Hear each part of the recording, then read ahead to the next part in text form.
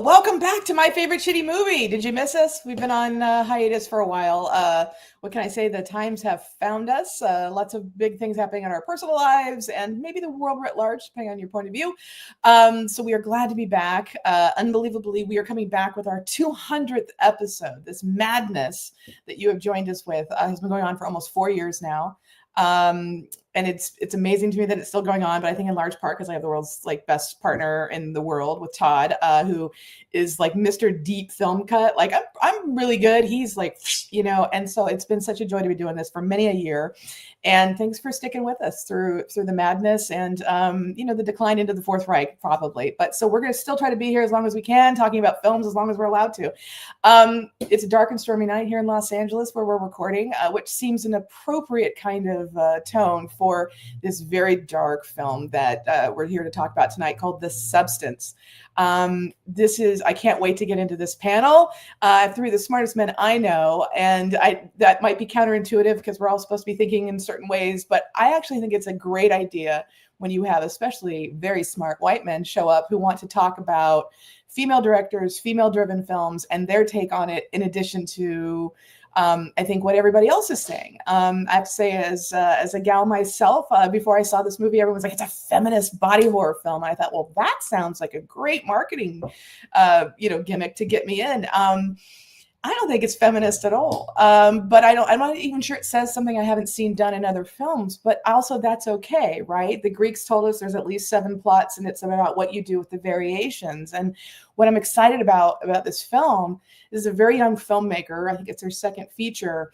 And she clearly loves the same films. I think if you're watching our programs, you probably love too. Everything from obviously Stanley Kubrick to David Lynch and certainly David Cronenberg. I am sure there's been a lot of studying of Italian giallo films. It's an absolutely exquisitely shot, beautifully filmed. I mean, the cinematography on this is fantastic. And I think if you're a Gen Xer, there's a lot of love for Demi Moore. I hate saying the word comeback because the truth is she's always worked. It's just the films haven't taken quite such acclaim perhaps in recent years. But The Substance premiered at the Cannes Film Festival. It won the best screenplay, which also for a horror film is always, that's a hell of a hat trick. But it put her back on the map in a way, maybe for younger generations. And so I'm excited to talk about this film because I love body horror, but I also love classic film. And to me, this is kind of like an interesting riff on All About Eve, right? With the older, younger dynamic. What does it say about women? What does it say about women in this society? Are we allowed to age? Are we not allowed to age? Do we punish ourselves? Do we allow others to punish us? I think there's a lot of really interesting and smart ideas that are in here. And I'm excited to hear what the men on the program think in terms of if they came together and how they came together for them. But without further ado, I want to bring up my partner in crime, the captain of mayhem, the guy who hits all the buttons so this is live, Todd. Today, Hi, everybody. Hello. I love shitty movies. Yes, that's my whole thing. That's it. I love shitty movies. Is The Substance a shitty movie? Yeah, I think it is. I think it is.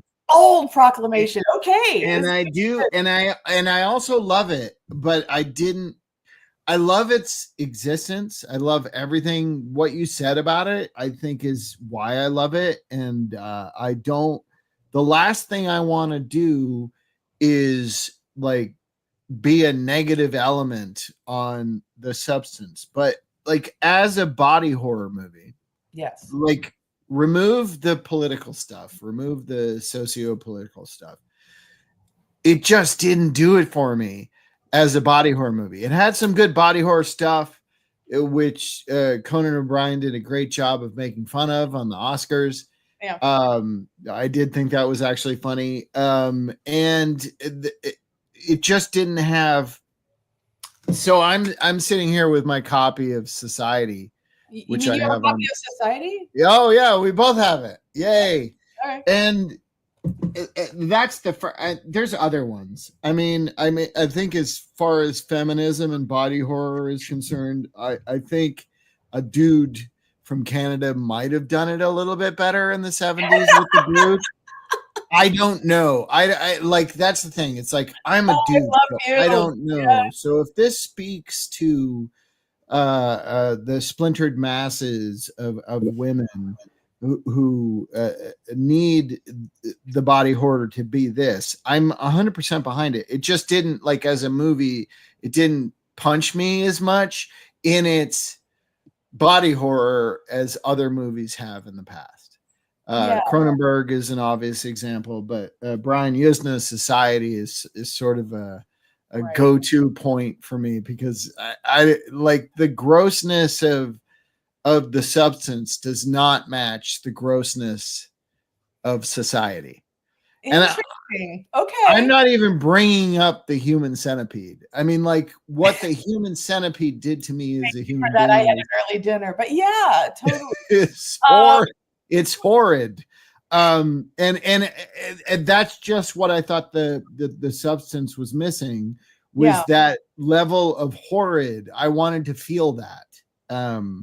And I didn't. Well, it's interesting because I think it's so stylized in its horror, which is why, to me, like, the Giallo comparison is very apt, because I there's a heightened reality to those film. Like, I mean, when Lucy and Baba, Lucci rather, sorry, I'm from Orange County, you know, and Baba and Argento, of course, most famously, but I think this is also a thing where I think it's a generational thing, because I feel like, you know, when we were kids and we were renting Giallo films, Yeah.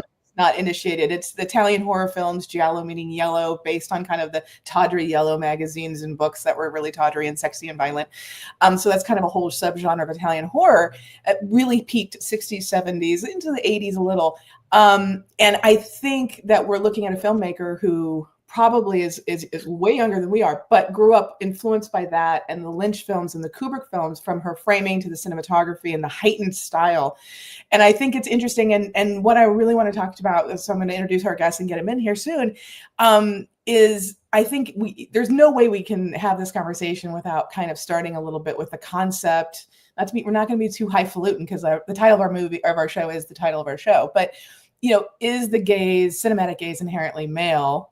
I think this film is a perfect vehicle to discuss that. You know, I was looking up just to make sure I had my facts right. John Berger in 1972 wrote a pretty famous essay called Ways of Seeing. And he was really talking about, like, the Renaissance paintings and how women were portrayed as objects from a heterosexual male sense of sexuality and desire. And so someone very smart, Laura Mulvey, in 1975, 3 years after, basically it took what he was saying about classic art from mostly Europe and applied it to the 70s in terms of what was going on with women and how they were portrayed in cinema. And it's really interesting to see, because the 70s I've always found to be a fascinating era for film. We often talk about it as the second golden age, truly auteurs, international films. You can do things like The Night Porter, but then you can do Midnight Cowboy here. You know, Gene Hackman has a career. Tip of the hat to Gene Hackman, who we lost recently, one of the all-time greats. But I always found he was the 70s. He was in the 70s, but that goes to my point, which I think I want to bring in, and then we're going to throw it to our film buffs. You know, I always thought some of the most important films of the 70s, when you think about Hackman and Pacino, right, and De Niro and all those films, and you've got Dog Day Afternoon and Network, it's also the beginning of the women's movement, right? But it takes a minute to get to the late 70s and the 80s before you start getting that cycle of the Jill Clayburgh films, the Jane Fonda films, Goldie Hawn producing things like Private Benjamin in 1980. So at the height of feminism and Ms. Magazine being founded in 72, we've got a bunch of, like, mostly male-dominated films. And so I think body horror particularly is dominated. That was also a renaissance and a golden age for body horror. And so now to have a younger woman taking a look at a genre that's typically associated with the male gaze, but male directors and writers, yeah, it's a really exciting thing to do, I think, in a time period. It is, and and I feel terrible for having the critique that it's not as hardcore as her influences. Yeah, do you know what I mean? That's my problem with the substance, is it doesn't punch as hard as it should, and is like it or is what I wanted it to. is it possible because we grew up on some of these films? Yeah. What you said about age is absolutely right. I am If we jaded. didn't see them, would we feel differently? I don't know. Yeah, if I hadn't seen The Human Centipede, would the substance be harder for me to watch? I'd be a lot less depressed if I didn't see The Human Centipede. Yeah, or never mind The Human Centipede, but like The Brood, Videodrome, Scanners, Rabid, all these early Cronenberg movies. I feel like dealt in, and they also dealt in feminist issues as well. I think. I mean, Rabid certainly. Even though he cast a porn star as the lead, but a porn star, fantastic performance. A porn star in Rabid was the only person who would do it. She was the only person who would do it the way he wanted it done. So I love her performance. I'll die on that hill. I want to introduce, actually, first time to the program, which is my fault because Brandon should be here all the time. Brandon Phibbs is here, ladies and gentlemen. He is a Portland-based writer, producer, director. Hi, Brandon. Known for his work on Emmy-winning television documentaries, including Fox's Cosmos, A Space-Time Odyssey, Nat Geo's The Story of God with Morgan Freeman, and Through the Wormhole, where we worked together. Also with Morgan Freeman on the Science Channel, back when we had science on the Science Channel. See what I did there? He also did the Discovery Channel's Expedition Unknown. And don't think he's just so snobby and brilliant, although he is, but he's also done Naked and Afraid. Okay, I'm going to pull that out. Don't think I'm not going to. He was also the showrunner and writer on the award-winning podcast 9 Days in July for iHeartRadio, Bitter Blood, Murdoch versus Murdoch, hot, and American Football, How the Gridiron Was Forged for Audible, and also The Staircase for HBO Max. You guys have heard all these things. Prior to his work in his entertainment career, Brandon worked as a journalist and a syndicated film critic, which is why I'm really excited to dig in with him. And once even called the cockpit of an S-3 Viking, a naval sub hunting aircraft, his office. He is here tonight to talk about The Substance. Welcome, Brandon, to the show. Thank you. And I should say that a lot of my Hollywood career is owed to this woman right here, because it was one of these situations where I moved to Los Angeles. I was looking for work. I was having a really hard time finding something. Luckily, when you're friends with Neil deGrasse Tyson, he's able to introduce you to some really cool people. Yep. And that got me onto Cosmos. But then after Cosmos, I moved to LA to work in films like everyone does. Then I suddenly found myself doing science documentaries. And then I was introduced to Tracy, and then Tracy's like, why don't you come over here and work with Morgan Freeman, and spent years there and multiple shows. And I have to say, Tracy, a lot of what I've done is fully responsible to you. So thank you. It was your talent. We were lucky to have you. So excited that you are here. And I am also very excited. When are you going to get me a job? Dude, as soon as I don't have to go to Northern Ireland to make a movie where I only have women in the cast. Not that Why are you only casting women? What's wrong with you? There's this whole other demographic. White guys need movies. You know what? I'm pretty sure white guys are doing okay right now. No, not this one. Mr. President, Mr. Trump. Yeah, I have so much report. Yeah. Okay. Yeah. Her name's Tracy Mercer. I know. Exactly. It's like, okay, you guys control your body in all 50 states. You're welcome. Okay. Glenn Gaylord is the senior film critic for the Queer Review, which has been GLAAD nominated the past 2 years, past 2 years in a row for outstanding independent journalism. That's right. It still exists. He is also a filmmaker with credits as I Do, Leave It on the Floor, and Eating Out, All You Can Eat. He also recently completed his first novel, American Standard. Hi, hello. And a children's picture book, Me and My Schnoz. Stay tuned for his new film review YouTube channel, which I can't wait, with the title, Glenn Hates Everything. Glenn, welcome back to the program. Happy to be back. Sorry, I'm hand holding at the moment. My dog is pooing outside. I just wanted to paint the picture. Okay, it's good. Do you have to go out and pick up the poo? Is that why you're hand holding? I will do that respectfully after this podcast. All right. I mean, if you need to pick up the poo before it's over, we can work it out. Oh my gosh. The director is almost 50. I was going to bring that up. Yeah, thank you, Jeff. She's 48. Yes. So yes, I know. I knew that too, and you were painting her as a young. I think 48 is that old, but I'm 53. Yeah, I feel like especially 50 is young. 50 is young. But she's 50. But yes, excellent point. Oh my gosh. So fellas, where to begin? Let's start with Brandon, did you see this film in the theater? When did you first see it, and or did you come to it later? Tell us a little bit about that. No, I saw it on TV. I streamed it because, and I have a confession. This is a really odd subject for you to bring me on this movie, because I hate horror films. I know. I hate I hate horror films because they work on me. And like, some people like being scared. They like that feeling. I'm not one of them. That same feeling hits me when I'm watching something like The Office and Michael's doing something so cringeworthy that I'm like, I got to pause you and walk away and do a dishes or something, because I can't keep watching this. And it's that same thing with horror. So I get that. That's why my wife Hillary doesn't like watching stand-up comedy, because she always feels like it's her who's not doing well, who's being singled out. Yeah, when a comedian is not funny to her, she feels like it's her fault, and she feels like he's bombing, and like her empathy is too much. It's like at a certain point you have to cut off your empathy and go, yeah, this guy sucks. But you know, obviously most people are like her and they keep their empathy no matter what, and therefore we have Joe Rogan. Oh God, that was. I apologize. I blame my wife for Joe Rogan. Wow. Well, that's gonna be a side episode. Glenn, did you see this in the theater? Because I know you've seen it a few times, so you're a fan. Like, tell us about your first experience and. Yeah, I've seen it 6 or 7 times now. Wow. I actually had it on the background while I was steaming my carpets one night, because I want to have this on again. Wow. I was really by it, and I do love horror. And I saw it in the theater the first time, and I am so squeamish of needles. I had to get hypnotized, get over my fear, and all of the trauma came back watching this film, because I think it's like a needle shot like every 30 seconds, it feels like, and they're violently slamming into people. And so that first experience, I watched the movie between my fingers. Do you think this movie is anti-vax propaganda?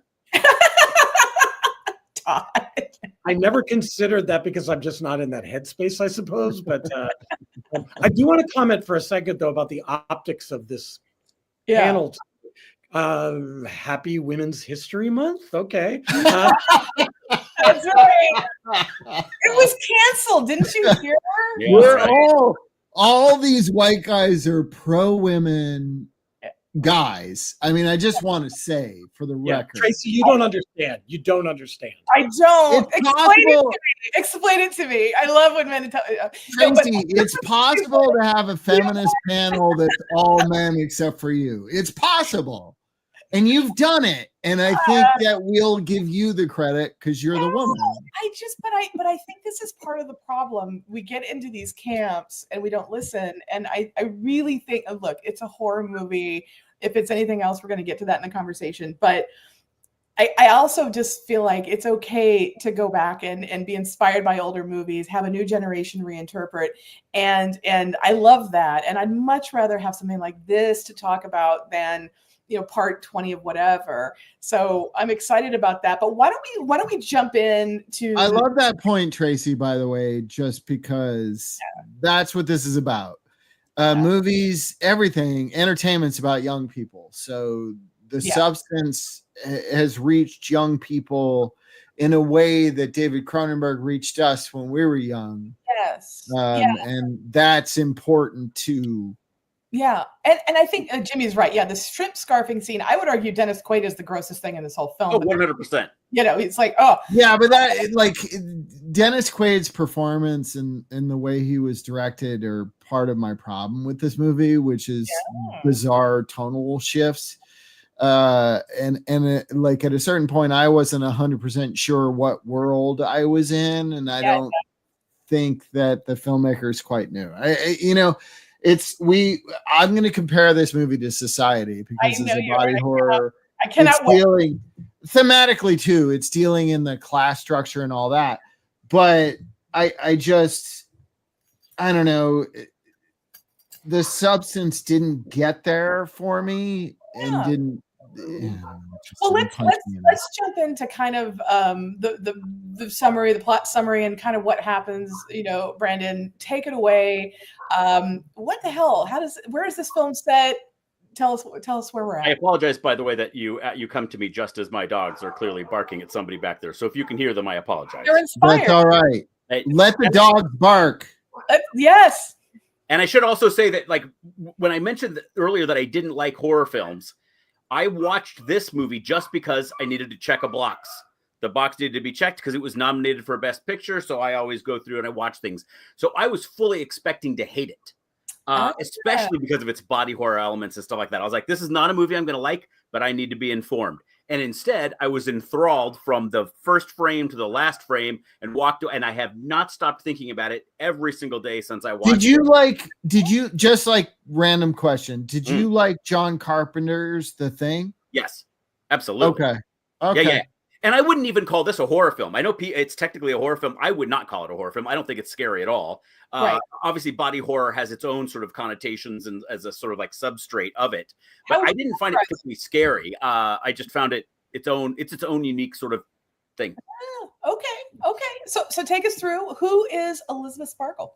Elizabeth Sparkle. So Elizabeth Sparkle, played by Demi Moore, is this fading Hollywood star who used to be a huge actress, and then she's kind of found herself in later years still big, but now she's doing like lots of aerobics and workout stuff, kind of like this. Very James Bond but sort of in way. This world, I mean, correct me if I'm wrong, Brandon, but in this world, the world of the substance, the exercise video show she's doing, as I took it when I saw it in the theater, was the biggest thing on television. They certainly said yes. There was no sort of conversation that she had, we should say, in terms of this plot, that she gets fired from her job because she's too old. But there's no talk about ratings slumping or anything.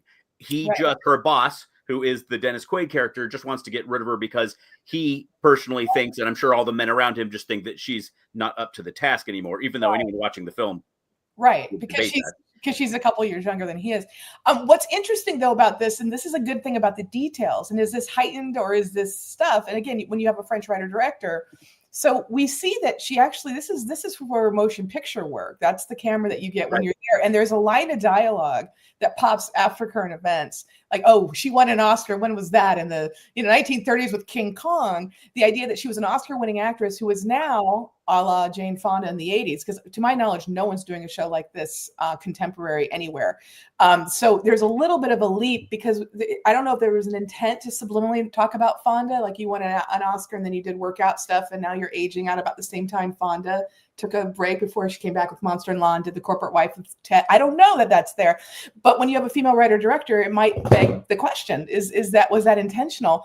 But there's a specific thing. She's not a TV star. She's not getting a star for the TV work. She's getting it for the film work, as she's being asked to leave television.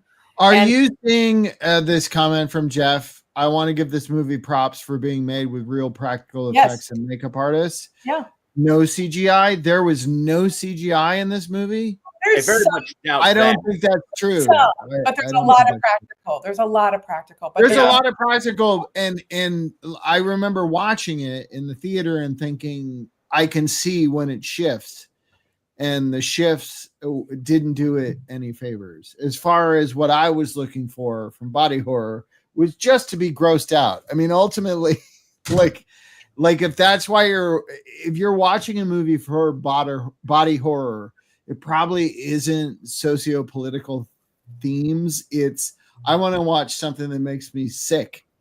Like that's that might be a specific read. But what's interesting about this film, though, about body horror, really? I mean, that Cronenberg is political. I don't think you can see a film like Dead Ringers. Oh yeah. He was absolutely political. He was using a thing to be political. But I'm saying the entertainment value of it that he delivered all the time, was gross out effects. I would argue Cronenberg is interesting to me because I think he's an intellectual who can do gross. That's more interesting to me than gross, and it's more interesting to me. Yeah. But in the end, he's dealing in the marketplace of gross. That's all I'm sure. That's why people are coming to watch him. Absolutely. So and I went to the substance to see, like, to be grossed out on the level that I had in the past. I'm old, so it didn't happen for me. But or you just have a bloodthirst that we're going to talk about later. well, that's offline, my it's slasher thing. That's not my I body. know, but so she's like basically like, and this is such an icon. Obviously, we see some Kubrick echoes, right? Oh yeah, that scene right there. Where's the blood coming down the hallway? What I love about this scene though is that it's Demi, and this is, I'm sorry, this is brave, right? She's competing with her 20-something self and she's just owning it, and she still looks better than anybody on the planet. What I thought was interesting was that Demi Moore is officially 62 years old.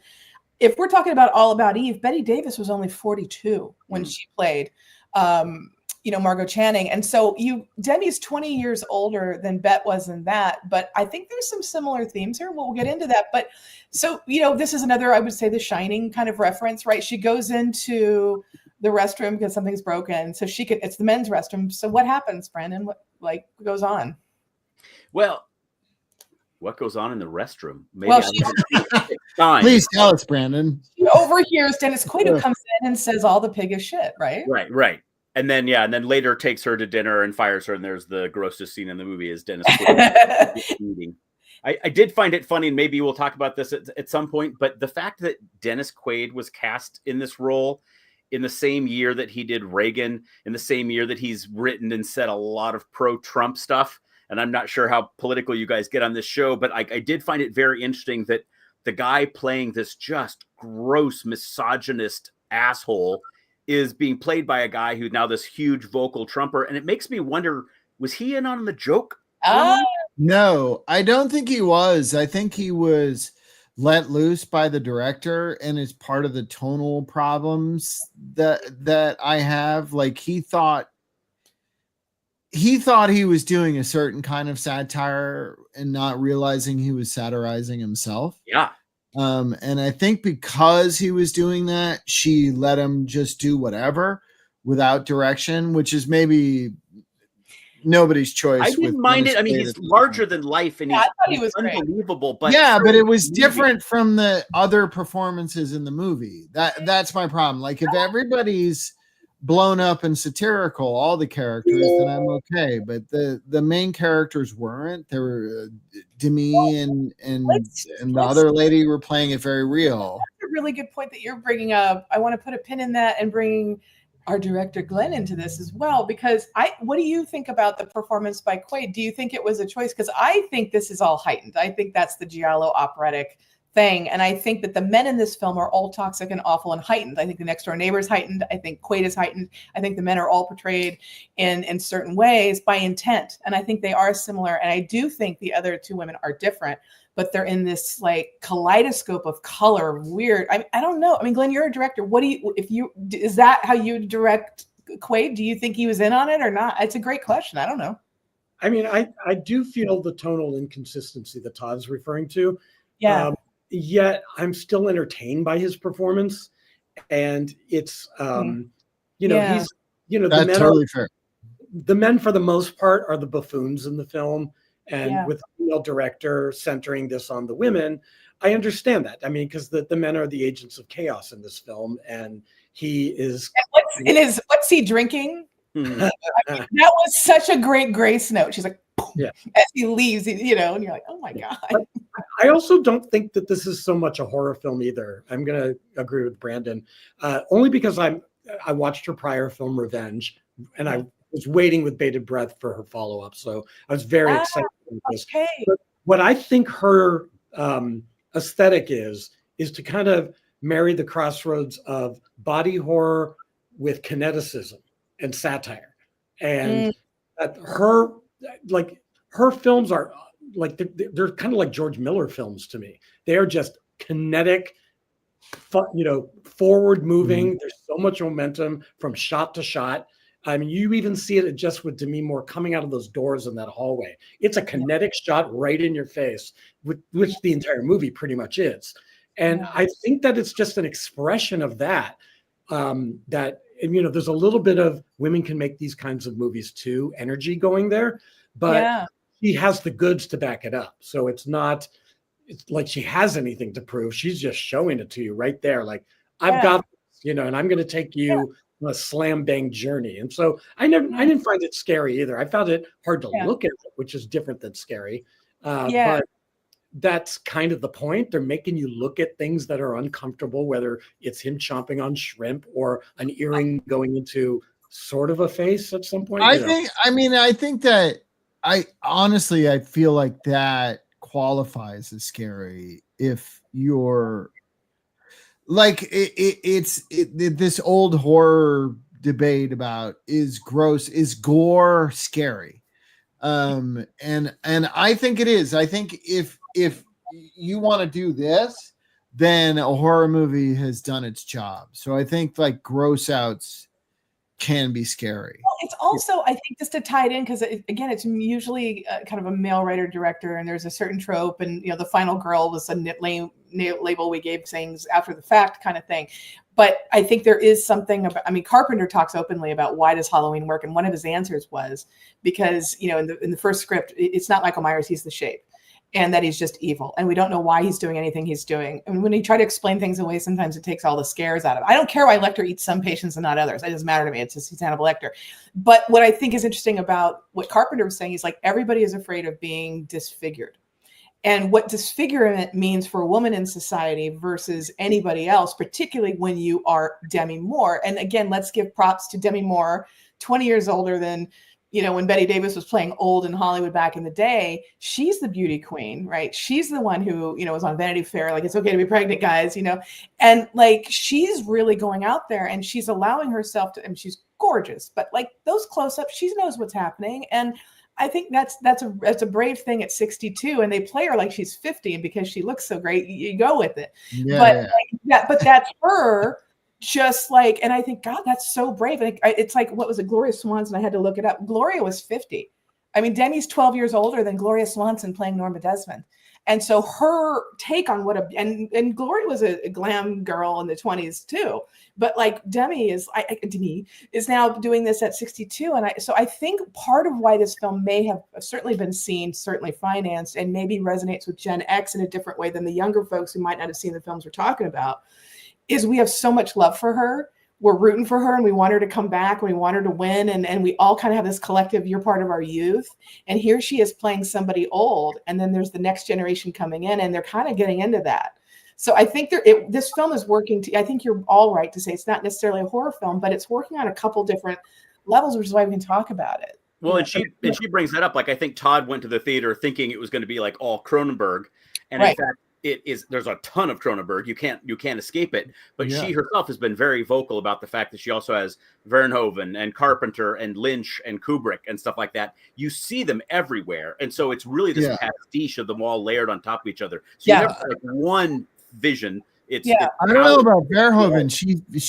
She said she was influenced by Verhoeven with this. And you could think about RoboCop and the vat of acid and but it doesn't have it really doesn't have the level of gore that the early American Verhoeven, but it does have the satire. It does have the satire. Yeah, I guess that's what I'm saying is it did, like, for me, it didn't come up to the level of RoboCop with its marriage of gore and thematic elements. Oh, that's interesting. There's a way to do over the top with depth, not simply playing over the top. It must be rooted with depth, reality, coming from an organic, dark place. Yes, absolutely. By the way, I have to give mad props to Anne, who's one of our great actresses, who pulls this off in one of my all-time favorite, I think, horror films in the last couple years, several years, 10 years, I think. The Taking of Deborah Logan. Her performance in that film kills. Thank you, Anne, for tuning in. Anne is saying in that, to me, in addition to the shrimp scene, to me, the most horrifying moment in the film is after the chicken drumstick comes out of Margaret Qualley's ass, right? Or actually, maybe it's before, is the production crew stops down and they want to do a frame by frame analysis of her butt. And she can't even stay in the room. And it's a hold your breath. Oh my God, this is really happening to women, right? It was so, that was more upsetting to me than anything else, that they were stopping down because you can kind of believe it happening. And they're all just analyzing it and looking for that weird bump. And so I think she's going for a different level of horror. She's going for maybe it's existential horror and not body horror. But it's fun.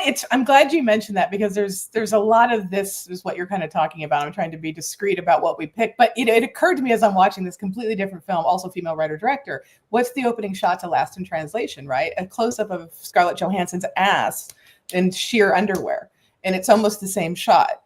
And I don't know that film required that. Yeah, either. but in But this one, it's got wrinkles. Yeah. And Because those are cool. Those are cool ways to go. But again, when you're talking about female writer directors that are current, and you do close-ups, like it's interesting in terms of that, because she's going to pay it off later, and then it becomes more Crone from The Shining out of the bathtub, right? So she's setting up and paying off. She looks. I mean, if you put the picture up again, she's 63. That's. Like you can't look better. She's a machine. She's absolutely gorgeous. But like Brave too. Like I don't know. She wanted to exercise some stuff, but I want to get through like very quickly.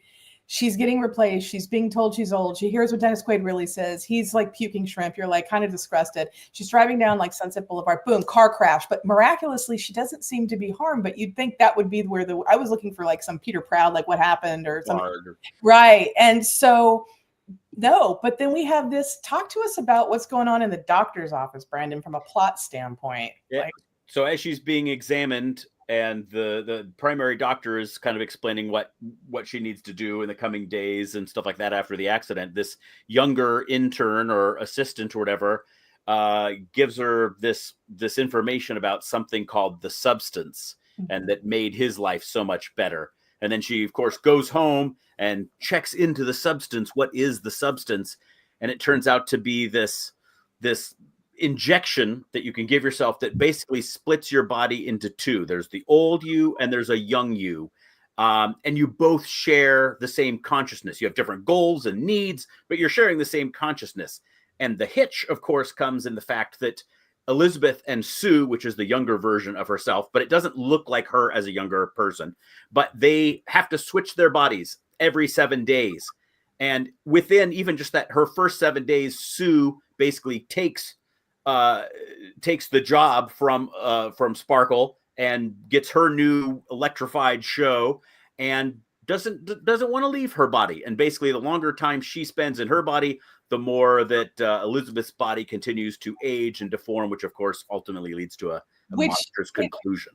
I mean, I think we obviously have to say there's some riff on what's the girl version of Dorian Gray, right? Absolutely, it's the picture of Dorian Gray meets Dr. Jekyll and Mr. Hyde. There's a lot of classic literature even buried in this, still speaking to us. But what's interesting about this too, that I want to say, because also this goes to the beauty of the. I mean, the framing in this film is absolutely gorgeous, but there's also, this is the part of the heightened thing. Like I could see Argento doing something like this, but the iconic kind of yellow coat, and she goes to the middle of nowhere. I don't know any woman in my life who would walk into that situation because she got an unknown envelope and does this, but you kind of give me it because there's this heightened sense of desperate time, desperate measure of the world. But like, this is the thing though, but I also, I wanted, and I want to pull Glenn in also as the director, because I have friends that love or hate this film. And there's a common criticism some have in terms of the rules weren't clearly established. And I felt like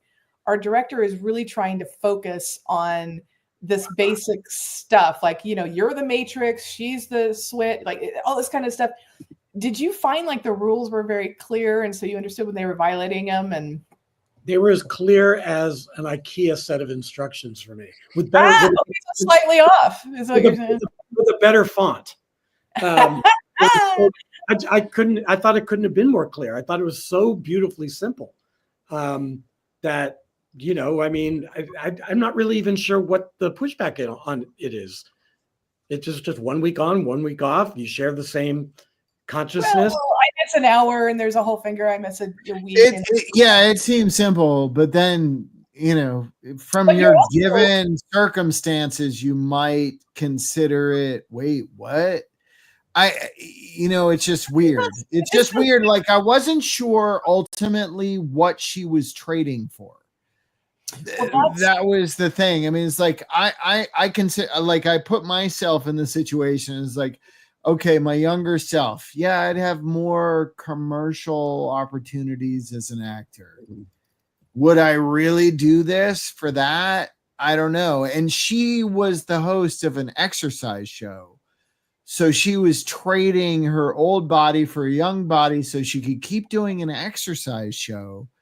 And that confused me. I don't think she knew No. that. Like, I don't like No. when you were talking about the rules and being confused by the rules. I think some of it was intentionally left vague so that Yeah. when you start seeing her skin ripple and pulse and somebody comes out of her back, that's not what you were expecting. And I'm confident to say that's not what Demi was expecting. I think she was expecting to like become young and be able, because you're right. Why would you do this if you can't consciously live vicariously through your younger self? She's unconscious. She has no idea what's going on. Her life is just the same or worse. So I do think that I think in the beginning she thought she would just be a youth with Well, her right. like it's- 30 going on 13 going on 30 or whatever sort of thing. You Yeah. know, But do you think that point was made clear in the narrative of the movie? That no, I think it was that intentionally left vague. She so just that made we're all it. surprised. But I didn't get like as much as Demi Moore's character makes it clear that she's made a mistake. I didn't get that she felt that she made a mistake. Well, here's the thing that I think is interesting because I think you're right, Brandon. I think it's intentionally vague, but I also think what is of the narrative that is clear is that the young girl takes over for Demi. There's that kind of bitchiness of like, oh, obviously my like mother, my grandmother watched her. I mean, I'm a different generation, Jurassic, whatever. All that kind of bitchiness that goes on is a commentary on sometimes younger gals not being so great with the older women or appreciate the Anne Baxter, if you will, to the Margot Tant, character. But I also think it's one of those things that what worked was you're younger and you're hotter and you've got this charisma, which, I mean, let's give it up for, Margaret Qualley, who's much more than just being Andie MacDowell's daughter, which again, because if you're a Gen Xer, the idea that Andie MacDowell played the perfect woman for Emilio Estevez in St. Elmo's Fire, which Demi Moore is also in, is now playing the idealized perfect version of Demi Moore. So just from a Gen X meta point of view, that's interesting. But this goes into, is the Gail Mays, or is the Gays male rather. So there's lots of like full frontal nudity with both of these women who just like leap right in, which seems brave because we mostly taken nudity and sex out of American cinema for a while, which is why people lose their mind, I guess, with things like Euphoria. But I think it's interesting. I mean, in my defense, I did do full naked ass on cable television. Well done, Todd. Like Sipowicz before you, though, But I think what's interesting about what Brandon's saying, though, is that because she's so good, replacing Demi, doing the exact same show, replete with the kiss and the same sign off. I didn't see her show, but I'm doing exactly her same show. So the only difference is that you're shooting more at my young ass than her, very well-toned something ass. Is that now I'm being asked to do like basically a Dick Clark special for New Year's Eve. I'm now getting to the top because I'm doing the exact same thing you're doing. And that's a way to launch you to something else. So it does work. And that is a subtle commentary in the narrative that is very clear. And I'm like, really? She's doing an aerobic show that doesn't exist in modern America. And off of that, she's going to get the Dick Clark show. Like, it was in a alternate reality, this whole movie. Yeah. I guess that's part of the thing that I didn't connect with it on is the body horror I grew up on, Society, for example. It was about, while through the male gaze, it was about a very real character existing in a world that I existed in and dealing with this bizarre thing on top of it. Versus this movie from the get-go is an entirely separate reality. So maybe I had a hard time connecting with it. Well, but also something that I'm curious, Glenn, I want to bring you into this. One of the things that impacted me watching, probably being like the token gal, watching like the younger woman violence on older lady violence, was that you see the way that this doofus neighbor, who by the way would be so lucky if Demi Moore said hi to him, if we're just going to be honest, okay, that he suddenly feels entitled to talk to her and ask her out and do all this stuff after he's coming there to yell because he thinks he's yelling at 850 something Demi Moore because he's been woken up, and no, it's okay, and she just looks at him with this like disgust, and it's such a good, she's so good in this role, but then she goes from just whatever with this guy to this very cold scene, Glenn, and she immediately, again, we go with the almost Cameronian blue, she's dragging this woman who we just saw her entire spine has been cut open and barely sewn back together. She's built this secret wall, like right out of Manhunter or something, right? And dragging Demi in there, and just treating her with thunk, like the sound effects that are layered in. And I don't care. And I'm going to put you in the dark. And I'm not even going to put you in a bed. And you're just like, there's a brutality to this young one that is, do you think that's saying something? Or do you think it's just like a choice? Do you think it's an active choice to comment or just a thing? I do, because I think the key to watching this film for me was the idea that they share the same consciousness. So Demi, to me, is not just laying on the floor where Margaret Qualley goes off on her adventures. They're both experiencing it. And so, and the other key line for me is when Demi Moore says she hates herself. And so she not only hates herself, she hates what her younger self is doing, and vice versa. They hate each other. And so they resent each other. So Margaret Qualley, just being so, sloppy with Demi Moore and the way she's handling her makes sense when you think of it in terms of they hate each other, and they hate themselves as well, because it all comes from the same trauma for me. Yeah. I love that, Jimmy. So you have a moment.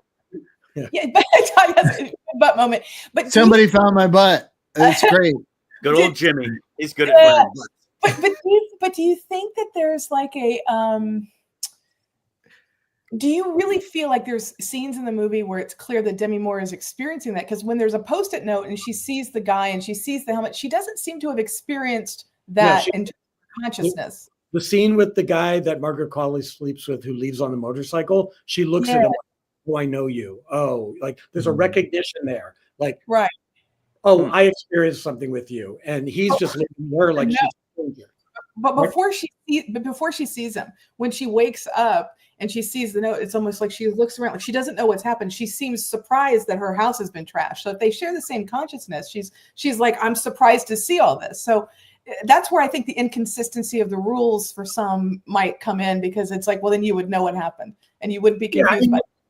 As has been said already, it's left a little vague, so that you can kind of fill in what you want. I just question vagary at a certain point. Like, are you being vague? Because I think about Alex Garland. If I could bring up Alex Garland's Civil War, the vagaries of that movie, I think kneecap it as an effective entertainment, especially when you have a movie like The Forever Purge, which came out a couple years before. I just like vagary is cool, but vagary is only cool if there's a lot of other stuff that's driving shit home. Like leaving stuff up to the audience to figure out is cool. But if you're not making an actual stance, then it's not that interesting to me. I'm not saying this movie isn't making a stance, but I'm not 100% sure what this movie's stance is about feminism in particular. But again, you go back and forth on this. I mean, this goes back to the male gaze, because it's like even the way that they're being photographed, like in this, like this is supposed to be like a TV show. I mean, later there's like in the Grand Guignol kind of theater scene, right? You've got little girls in the front row and a bunch of topless dancers out of the Copacabana or Moulin Rouge, right? So there's like a really weird combination of what's real, what's not, heightenedism, which is I think by design, obviously, but it does give you an inadequate. But you're like, so you go from Demi Moore, who looks great in the opening scene, to this gal who looks great, obviously here, but she's copying her signature, and the vibrant colors, and then the juxtaposed to, this does look like a Jim Cameron blue to me. It's just like, I think she does a really interesting job going back and forth with the consciousness. And I have to say, I only saw it once and I watched it again for the show. I liked it better the second time than I did the first time. I was picking up more things. So it's interesting, but this goes to the question, I think you had, Todd, which is like when she wakes up because Margaret Qualley, was getting late and left her in a little too long, and she starts to crone out a little bit. And even the makeup on that, I thought was such a good choice, right? Because it's always like, it was the First Wives Club. There's 3 ages for actresses, like Babe, District Attorney, and Miss Stacy, right? It's like, are you the virgin, the whore, or the crone? You know, there's usually these kinds of things. So she's playing into that with practical effects, which I think is interesting. But this is the key question that Todd was asking: what would I do? He's putting himself. Wouldn't you stop this process? But she's still hooked on. Glenn, why do you think at this moment, when she wakes up and the disfigurement starting, there's such a way out? And she doesn't take it. Is it the consciousness? Because you think she's experiencing what Qualley experienced with the younger guy, or there's that dopamine rush of experiencing sex with hot guys, having people, you know, lust after you, not feeling her age anymore, and that's that's the drug she can't, you know. That's her drug. Yeah, she can't do away with it. It's too good. The cameras are rolling, the flash bulbs are going off like never before. Yeah. Yeah. I don't see that. I didn't get that impression. Maybe I need to give it another watch again just for that, because I definitely didn't get the impression that either was sharing each other's consciousness. But your assertion that that may be what's happening is a very good indicator of why she continues. Because otherwise, what Tracy's saying is, why would you keep going? You know, maybe you go after like just the finger or something like that, but then after everything else starts to happen, at some point you pull the plug on this. You see what's going to happen, but she doesn't. And there's a weird moment, and I was curious because it's one of the few guy characters. So we the very attractive assistant nurse or whatever he was doing, you know, he's identified because he's got a little bit of a thing on his hand that we see through a glove, which is very clearly matched to the older gentleman. So this is the young assistant who basically follows her, knows where she's going, and talks about, but a week is a long time, isn't it? It gets weird. And you can see the sense of addiction. This is the Cronenberg, like, I need to be shot up kind of thing. And I thought that was a really an effective scene in the way that it almost turns into his scene. And to me, it's like an observer. Even it's a weird time out from her driving everything. And I think I love what you said earlier, Glenn, about how kinetic this filmmaker is. But in this one scene, suddenly our main character is taking a seat, and she's seeing this. So this is the second time she should be saying, I am out, and she doesn't. And then it's like, maybe that guy who I didn't care about from homeroom who asked me out. Oh my God, Tracy, I have a clip of this. Get the film clip from this. I love the same scene that you were just showing. Do you guys want to see it? Yeah. Absolutely. I was on the Oscars.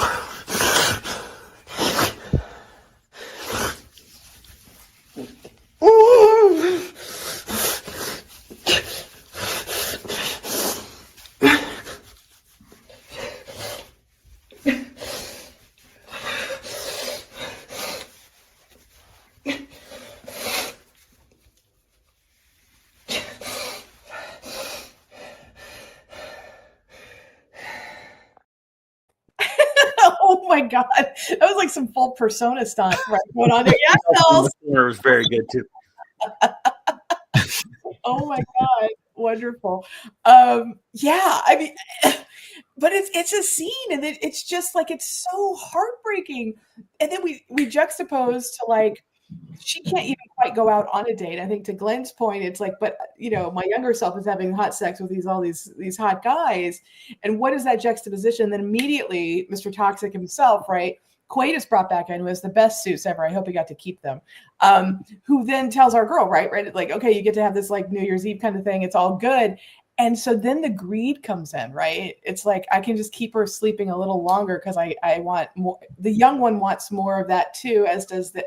So there's this juxtaposition that is an interesting kind of duality. You know, I don't want to do this to you, but I'm going to, because you're talking about juxtaposition. So the juxtaposition of the body horror of His favorite. the substance to this movie, Society. Let me show you a scene from Society so you can understand exactly what I'm talking about. Should we get because we're almost done with the summary and then go right in, or do you want to do it now? I'm going to do it now because I just set it up. Okay. That's all. This is body horror as I grew up with. I'm afraid. Please.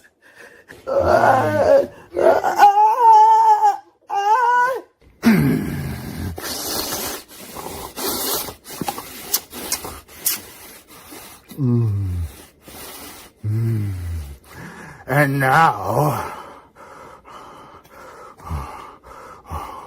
we'll get to the bottom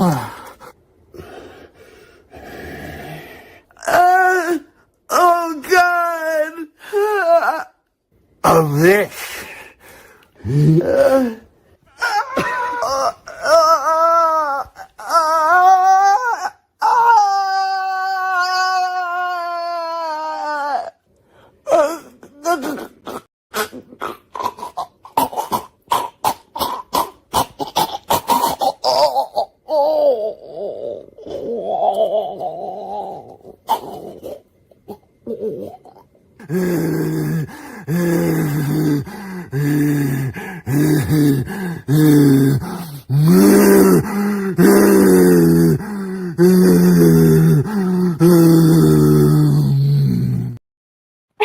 Oscar So you see the difference. You see the difference. The nuance is everything, man. Oh my God, that might be made. I don't even know what that is. What's that? Say that again. I didn't get it. I'm gonna need to see, like, those kids who did the entire Raiders of the Lost Ark. You're gonna need to do like the whole thing.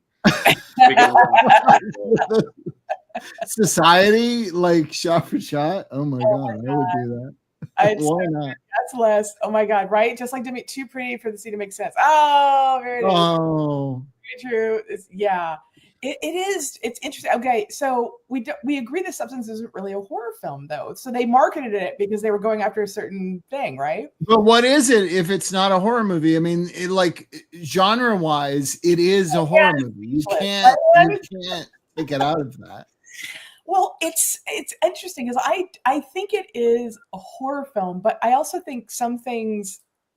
I mean, I think being a woman in America is a horror film. I mean, I think that's inherently true. I think it's really hard. And whether it's Barbie with the greatest monologue ever, it's impossible to be a woman, right?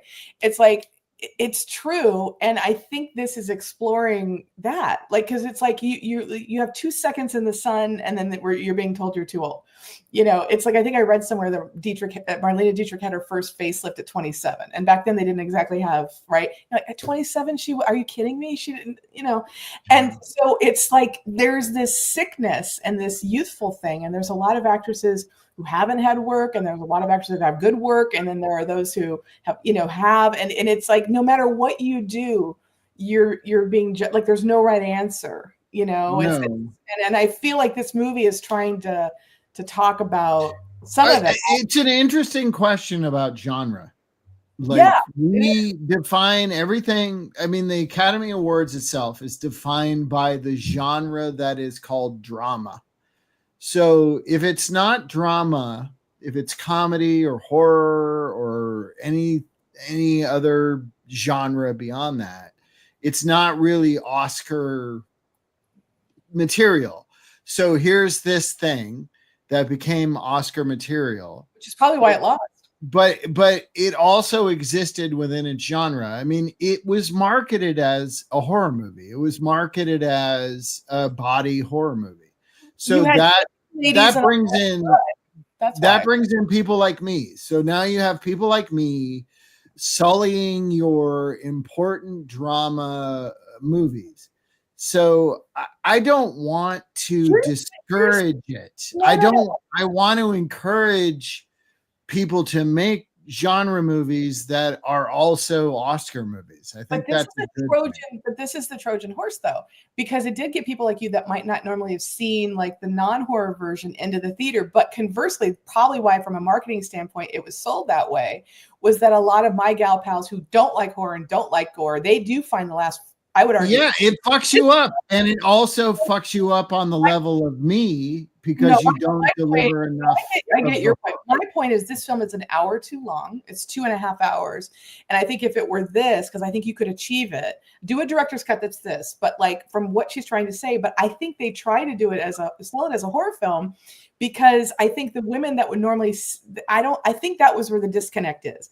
There's a lot of people that don't like this level of horror and it may not affect you, but the last 45 minutes, like watching it again today, I was like, God, this really is like, wow, this is very long. But I think it's like Silence of the Lambs is the best example I can think of. That's a slasher film, but it was a thriller from MGM because slasher films don't win Best Picture, Best Director, Best Actress, and Best Actor. So it's a thriller, and it's classed up with Jodie Foster and Hopkins and Demi, and it's based on the New York Times bestseller. It's a slasher film. It's just a brilliant slasher film. But that's like I have to go back to 91, 92, right? So I think this film is like, okay, I've got a comeback Gen X icon who can anchor this film and get us an international attention. The Grand Guignol at the end is going to be talked about, and there's enough vagaries that everyone on this panel and elsewhere can go, maybe it means this, maybe I saw it this way. At least it's worth a conversation. So I just want to I want to come back to like, holy, I'm 100%. Go ahead. I was going to say, it is absolutely a big conversation. Like I walked out of there going, this is some sort of weird cinematic unicorn in that this is the kind of movie that I would have watched in film school. This is the kind of thing that if I hadn't already seen, we would be watching it. We would be talking about it. But the overlap, the diagram between what you watch in film school and what the average person wants to watch is very different. But this was one of those rare films I thought that absolutely succeeded as the kind of thing that we're going to be talking about in film school and also managed to be deliriously entertaining for the general public. And that's quite an accomplishment. Yeah. And Glenn, what do you think about once Demi goes into the full crone mode and then there's the sequence here? I was curious what you thought about like the termination sequence and how this is played out. And even the idea that Quali is like Sleeping Beauty in the background, right? I mean, she's practically the Lady of Shalott, like in Recline. Like there's a very obvious art choice here for a very grim scene. We're just going to put like a needle. What from a directing standpoint, what was this scene for you? Well, leading up to that, first of all, I want to qualify that I feel that this is the story of a narcissist, that Demi Moore's character. She's an actress in Hollywood, so it tracks, right? And she is, seeking this fountain of youth. And so when she sees things going wrong, she's still kind of, rallying for it because she's like in that how it feels. And so in this scene where they meet each other finally, Demi Moore is pleading with her, you have to come back, because Margaret Qualley is like, dying there. And so, because she still needs her. And instead of thinking of this as a body horror movie, I've been thinking this as the horror of living in your aging body. So flipping that a little bit. This film has a happy ending because Demi Moore's character finally can divorce herself from her own body at the end. And she looks up at the sky and it's like glitter, stars falling down, and she's happy. She's finally happy in those last moments because she's not worried about how she looks anymore. She's experienced the best and the worst of it, and none of it matters. What matters is just the adulation of the spotlight on her at the very end. And so that's where the narcissism helps her because she enjoys that spotlight finally. But I also think it's like, and I love this, I think of this is not fair because everybody's done it, but I always think of Mike Nichols as having the great endings that you can discuss. Like I think of two of my favorite films of his, The Graduate and Working Girl, where in The Graduate, right? So I got her out of the wedding and we're on the bus, and then they meet each other and it's like, and then it's like, oh my God, Tess McGill, she gets her own coffee. She's going to be nice to her assistant. She's got the corner office. And then he pulls out and the entire credits is like, oh, you are a speck and an ant in New York. And what does it mean? And what does this film do? Right. When we finally bust up the body, and this is where the society imagery, I think, is very similar. Yeah. And then she's just the face. And then the face crawls over to, because she knows how to end where we start on, the Elizabeth Sparkle star. And then at the end, and you're right, she's joyful. This is a joy. Like, look, I can see this. It's a Hollywood dream. I'm on my star. It's just, and it's like poof. And then she doesn't end there. What's the Mike Nichols thing? It's like cleaner comes. And how are you guys with the ultimate narrative of the current Oscar awards, where Demi Moore lost the Academy Award to someone who was 25 playing a hooker, right? She played a hooker. That was the Melania film, right? About the Russian escort. Yeah, Nora. Nora, Yeah. they misspelled her. Yeah, yeah. Yeah. So I was just wondering, like, how did that land with all you guys? Like, as far as irony and Hauntingly on the nose. Like, I mean, like, truth is stranger than fiction. Truth is even stranger than this monstrous, deformed creature on a stage blowing blood everywhere. The truth is even stranger and more apt and right. And Brandon, do you think Demi should have won? I absolutely do think she should have won. Yeah. Did you see Enora? I did. How was it? I liked it. I was not expecting it to be as funny as it was. It was a really enjoyable dark comedy. I would not have given it Best Picture. I wouldn't have given it many of the awards it got. But it was a very good movie. But for me, the bravery of Demi's performance, like Tracy said, there are close-ups on her face. We can all say that at 62 years old, she is still unspeakably beautiful. But when you see those close-ups, just like we see close-ups in our own mirrors, you're like, I see a lot of lines. I see a lot of things that aren't going back to the way they used to be. And she knew, with that camera right there, she knew what they were going to be getting. And I mean, it was an unspeakably brave performance, I felt. It's one thing to get close-ups of the face, but then your entire naked body and stuff like that. And also full frontal. Like, again, it's like, she's like, both of these ladies are in it to win it, obviously trusting the director, who I do think shoots them in a traditionally masculine way. And again, going back to how we opened the show in terms, and that's okay. Like, one of my favorite filmmakers, I'm probably speaking for you three, but I don't want to do that because that'd be woman-splaining. But like Catherine Bigelow, kind of one of the greats of all time. What I like about Catherine Bigelow, with the exception of, I think there's Zero Dark 30 with Chastain, and I think there's obviously Blue Steel with my favorite, Jamie Lee. Bigelow doesn't make movies where she's that interested in women. She likes the men, and she's great. Her best films are centered on men, and that's really okay. That's what she's interested in talking about. And I really think that we should give a lot of grace for this. And if the women all work together and they felt comfortable, and I think this role defines this, because I think you're right, Glenn. I think it is. This is a narcissist. And by the way, if you look like that, I'd be running around naked all the time too. Okay, so like we all would. So no harsh, no judge. I mean, I mean, but we're talking about this idea of, is it or is it not a feminist film, which is an interesting idea, just because, of course, we're confronting female aging and our misogynistic cultures and unrealistic beauty standards and all that kind of stuff. But I guess what I found interesting is, there's a lot of beautiful naked flesh in this movie, and we become, the viewer, particularly the male viewer, becomes complicit in this male gaze and this predatory behavior. And of course, that voyeuristic rug is then gets pulled out from underneath us. Even simultaneously as Sue is packaging herself, she knows she is the male gaze. She knows exactly what to do to get and hold that male gaze. And I think when the film gets really interesting is when you recognize later that it starts off about how society treats women, and then it dives into how women treat themselves. And suddenly, with this, we're our own worst enemy. We're literally fighting ourselves. And, you said in the very top, Tracy, that like, there are ideas presented here that we've seen in other films. And that's absolutely true. Most films, everything's a redux or whatever, Absolutely. But I think I liked the fact that it didn't want to be a Hallmark special about like these ideas. I did too. Sledgehammer. Yes. I guess my biggest problem with it ultimately is it didn't go further with all the things that you're saying that it went with. That goes to the degree of what's vague and what's not. And also sometimes leaving it vague allows, I think this is where Glenn's coming from, and my friends who really love this film a lot, is you're filling in the blanks.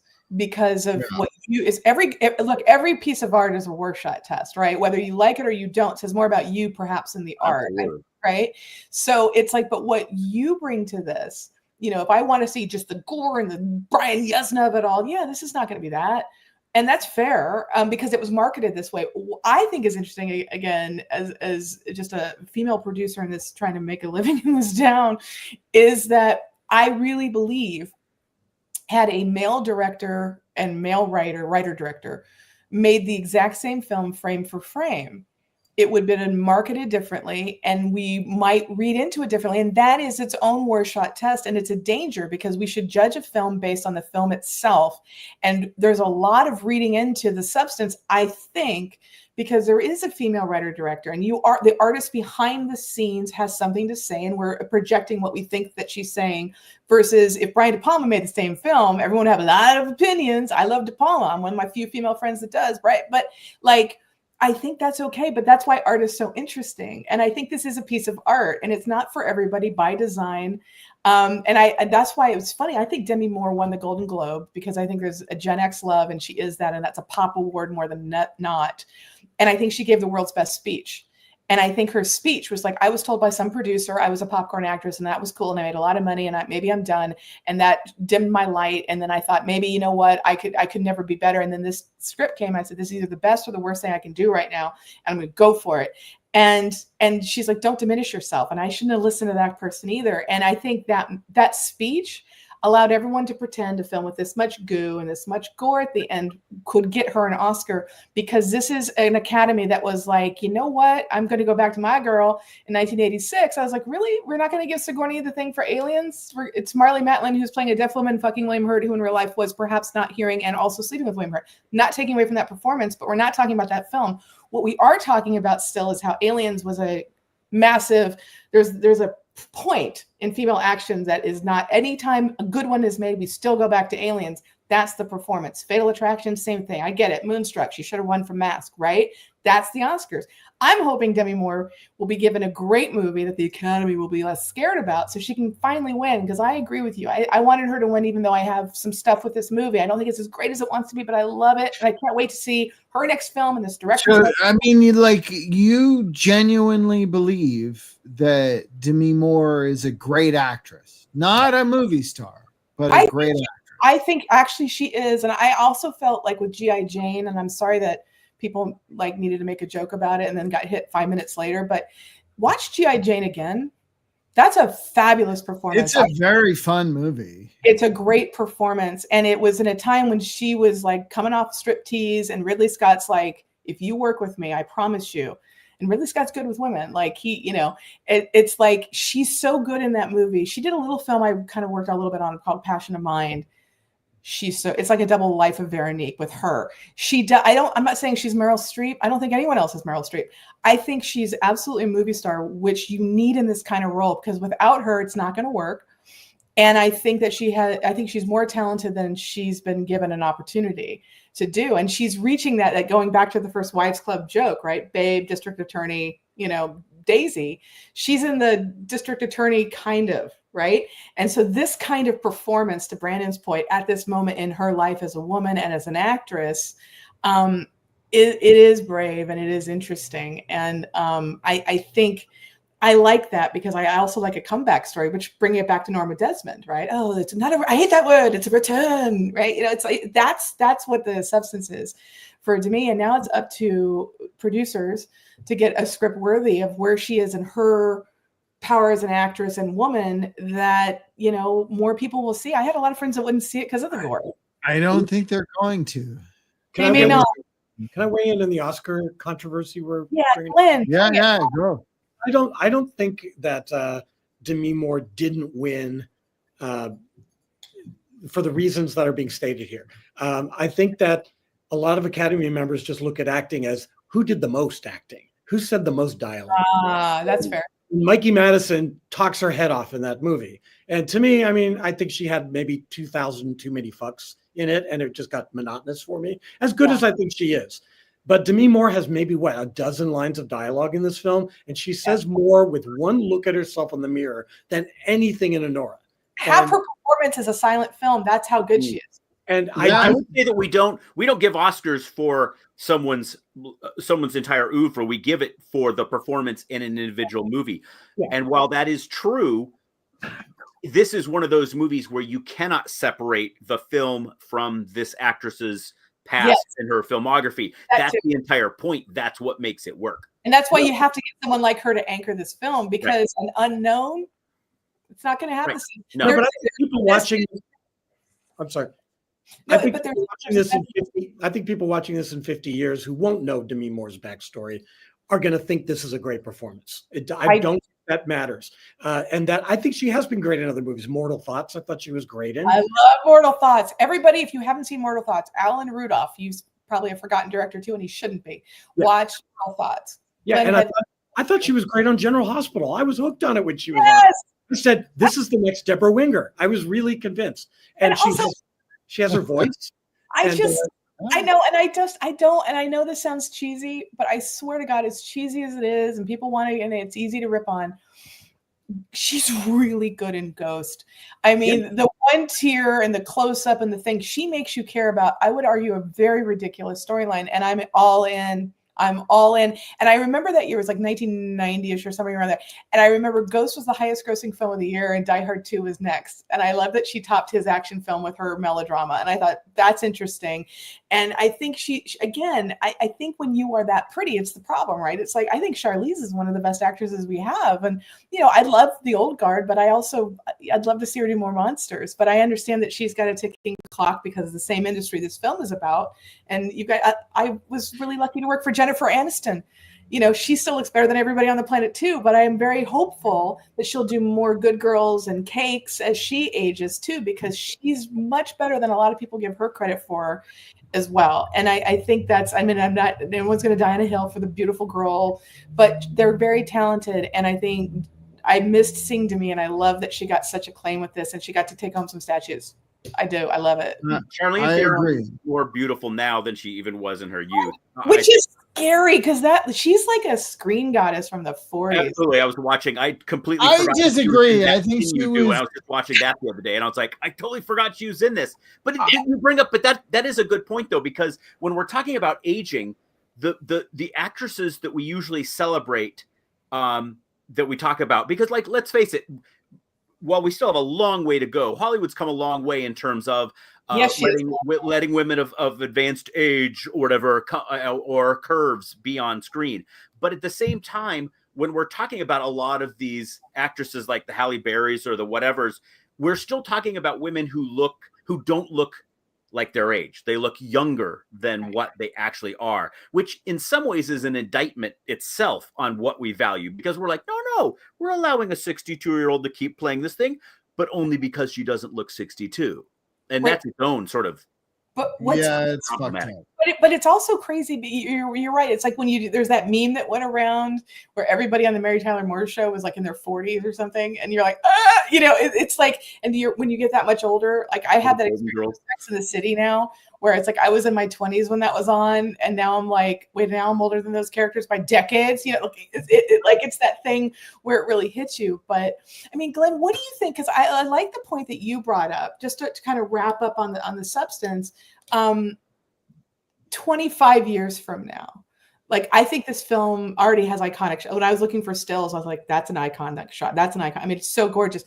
25 years from now, what do you think people are going to remember about this movie? Because I think it will be remembered. What do you think the legacy of this could be? And is this something that might inspire other people? So we're going to see clones of this, or what do you think? I think people are going to be talking about Coralie Fargeau like they talked about Kubrick in 25 years. I think if she accumulates a body of work, she has such a striking visual sense. Yeah. The overhead shots of objects in this movie are masterful. And she knows how to just keep you interested. And I think that we're going to see more of that in her career. And so I think she's going to be one of at the forefront of directors. Yeah, I mean, you're right. I mean, even this is like, I mean, there's a beauty in the grotesque that this whole film is about. And what is it like? I mean, it's just like, I don't know if it's Guernica or what's going on, but like there's that beauty and horror, you know, in art that juxtaposes. And I think, again, as a woman, you know, it's it's pretty horrible right now, guys. Yeah, no, it's always been horrible for women. There's no two ways about it. And that's why I have my weird. We do it to ourselves too. And you're right about no. And I have my weird thing about the substance considering those things. I think there's But a lot more heart going into this movie than your traditional body horror movie. And that might be where you're having this disassociation going on, is that we're supposed to be finding beauty in the monstrousness of the ultimate monster in this, when she's putting on an earring, when she's curling one strand of hair, and yet she's kind of liking it. She's liking herself. And she's saying to the audience, it's me, it's me. And so she has learned to kind of be okay with herself. She's taken off that weird Demi Moore mask at the end too. And so that's cool. It's training us to look at women's beauty in a different way, that we're ultimately looking at her heart by the end of this movie, of like this person who is lonely and needs attention and, you know, craves it and goes to the end of earth to get it. And I think that's relatable. Like, I think we can all feel that whether we're a movie star or not. And I think that's really what this movie is trying to say, instead of just being a Hollywood film. I like that you said that. And I also, just to give props again to the visual stylings of this film, like this is like a throwaway shot, but I wanted to do it. Like, you know, thanks for all these years with us. You were amazing! Exclamation point, as she's been ceremoniously dumped, which, you know, in a post, I guess in a President Musk world takes on another meaning. But like the idea of the deep focus of she's in a glass prison. Even the slats of glass are like bars. This, you know, that would very easily could be a proscenium arch. That's what Ridley Scott would do, right? But here it's like, no, this is a prison of her own making, but she's got this badass view of Los Angeles that everyone wants to be in.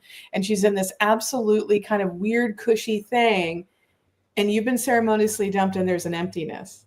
And that is the loneliness. And it's like even the pretty girl. I mean, I remember, you know, when Jen would break up with somebody and I was working for her, and I thought, you know, gosh, she was the gal everyone in the history of the world wanted to be with. But I thought, you know what? How bummed was she when she broke up with me? I just want to know. I didn't ask. No. Okay, so final thoughts. I mean, just to wrap up. We're doing final thoughts. I thought we just did it. Anything you guys want to add, Brandon or Glenn, to anything else that popped out that you want to add before we go on? I mean, overall, I think this.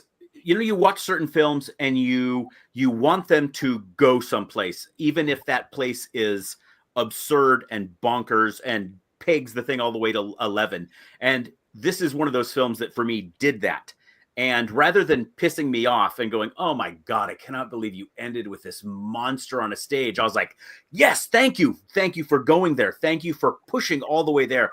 Thank you for being as subtle as a wrecking ball, because it earned its right to do that based on everything that came with it. So when you had the ending, that final ending, it didn't seem out of place or out of nowhere. It's like, yeah, this is where we've been driving the entire time. This is the inevitable conclusion of everything we've been done. And the confidence and the self-assuredness in which everything was shot was, for me, astonishing. And I loved the fact that, you know, we have a lot of Cronenberg movies that are shot in darkness and shadow and stuff like this. And this is a body horror film under bright fluorescent lights with slick plastic and bubblegum colors and slow motion and unflinching close-ups. Like, it is not trying to hide.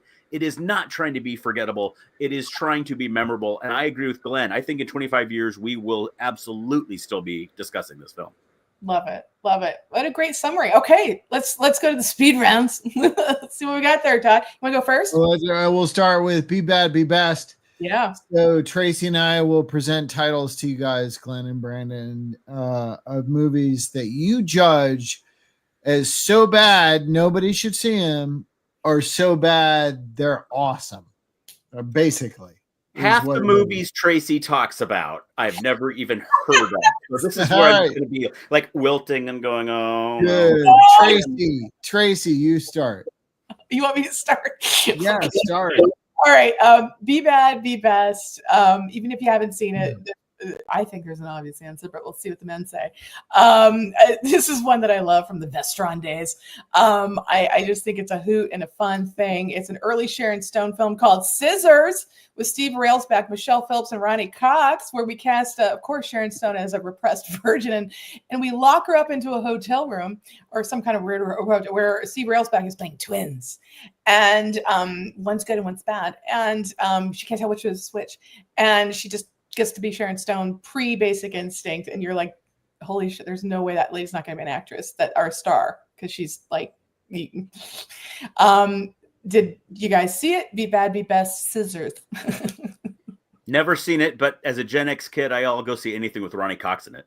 Yeah, Well, that would be best. That's right Be Best. there. All right, Glenn? I have never seen this movie either, but I'm going to talk about the poster and the font and the Let's rip from the headlines, 80s of it all, that Yes. stuff that was so popular back then. Yes. So this is Yeah. of a piece with that era, and even ripped into pieces, she looks amazing. I do like the sort of Helvetica font of it all. I mean, it works. And I like the sharp edge of the glass shooting down to the title. So I would want to see this. I can't believe I've never have actually. I can't either. Oh my god, you have a treat in store. The trailer is online. Jeff Luce, you probably are watching it as we speak. It is amazing. Scissors, that's Vestron Pictures, and it's crazy because, like, from the creator of Audrey Rose and the director of Raging Bull, and you're like, wait, it's insane. I'm not the director, producer of Raging Bull. I mean, but it's like all these people who did these great movies, and then it's Scissors, and I'm like, oh, I don't know. I mean, Yeah. Well, so have you seen it? yeah, I have. So I saw it on VHS back in the day. It's got Sharon Stone. and she's really pretty. I'm 100% behind it. She's great. All right. What's your Be Bad, Be Best? Mine is Oh, Steven Cronenberg's, or rather Steven. I don't know. I have too many friends named Steve. David Cronenberg's Rabid from the 70s, starring Marilyn Chambers, who also starred in Behind the Green Door, a famous porno movie, which is great as a movie if you consider movies. Brandon and Glenn, what do you think? Never seen it. oh, that's right. That's the horror. Never seen it? Exactly. It goes back to the horror again, not even just the horror films, with the body horror stuff like that. And it's really remarkable when you grow up in an intensely fundamentalist Christian evangelical household. These are the kind of movies you don't end up watching. I grew up in a very Catholic household. I was brought up Catholic, and so as a result, I would try to see these movies because I wasn't supposed to. Yes. And that's why I saw Rabid on VHS in the 80s. And I was so disturbed by it as a kid that I think it's great. Anything that disturbs me is great. But you see, Todd, some of us were good kids trying to uphold We were that trying to. Yeah, I get it. Glenn. Glenn, did you see this thing? Yes, I have. And this is a Be Best for me. And it also evokes thoughts of my childhood because I had very permissive parents. They went out to go see porn when it was fashionable, like The Story of O. And My Curious Yellow. Yeah, exactly. And so they would come home and they would talk about the art of it. And so when this came out, I'm like, who's Marilyn Chambers? And my mom, oh, she is this pornographic actor. And she would just matter-of-factly explain to me. And, my father would chime in like, this is, about the destruction of mankind and the destruction of your ego. And like they would really overanalyze these. You could look at this as a schlocky movie as well. And Oh, yeah. Maybe. So I was hyper aware of this, and it really turned me on to more Cronenberg. And I really enjoyed this. It has such a strange, distancing, menacing 70s aesthetic to me, where like Marilyn Chambers is not giving a porn actress performance. She's a good actress in this. She's a good actress. She's actually kind of dialed in like Demi Moore is in The Substance. You can know draw what? a line. that she is so watchable, and you want to know, like, just the quiver on her mouth, just the way her eyes are set in the film. You want to look at her.